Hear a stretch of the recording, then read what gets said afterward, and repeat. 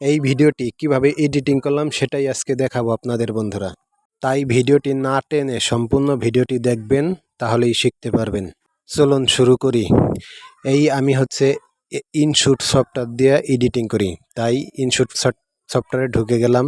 তো এখন নিউ ভিডিওতে গেলাম, তারপরে এই নিউ প্রজেক্টে চাপ দিবেন, তারপরে এই যে ভিডিওটি সিলেক্ট করবেন। আপনি যখনই ভিডিওটি শ্যুট নেবেন, অবশ্যই একটি স্ট্যান্ডের উপরে ভিডিওটির শ্যুট নিতে হবে। মোবাইল কোনো নড়াচড়া করা যাবে না। তো আমি ভিডিওটির শ্যুট নিতেছি। এই যে দেখুন, আমার ভিডিওটির শ্যুট নেওয়া শেষ হয়েছে। আর এই যে এডিটিং কিভাবে করবেন, তো আমার ভিডিওটি এইখান থেকে শুরু, তাই আমি এই যে প্রথম অংশটুক বাড়তি অংশটুক কেটে দিচ্ছি। এই যে স্প্লিট দিয়ে ডিলেটে দিলেই প্রথম অংশটুক কেটে গেছে।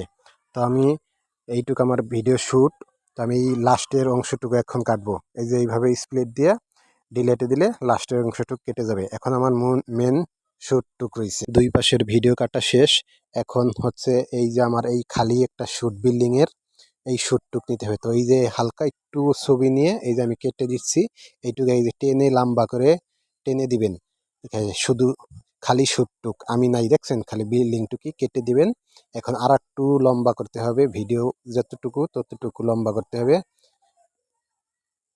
ভিডিওটি যারা দেখতেছেন লাইক কমেন্ট শেয়ার করে দিবেন, ধন্যবাদ। তারপরে এই যে টেনে দেওয়ার পর আপনারা দেখেন এই যে ওভারলি, এই যে টেনে টেনে দেখবেন, এখানে দেখলে তালাশ করলেই পাবেন এই যে ওভারলি। এইটার উপর চাপ দিয়ে ভিডিওটি উপরে চলে আসবে। ভিডিওটির উপরে চলে আসার পরে এই যে টেনে ধরে এই ফিলে নিয়ে আসবেন, একবারে শেষ পর্যন্ত মিশিয়ে দিবেন। তারপরে যেটুক বাড়তি অংশ হয়ে যায় ওইটুক এই যে এরকমভাবে কমিয়ে দিবেন, ঠাইশো ধরে এইরকমভাবে কমিয়ে দিবেন। দেখেন, এই তো আমার ভিডিও এডিটিং কাজ প্রায় শেষ পর্যায়ে। এখন ওইটার উপরে আবার চাপ দিবেন, চাপ দিয়ে আবার তালাশ করবেন মার্কস। এই যে দেখেন মাঝখানের এই যে মার্কস লেখা গোল চিহ্নটির উপরে চাপ দিবেন।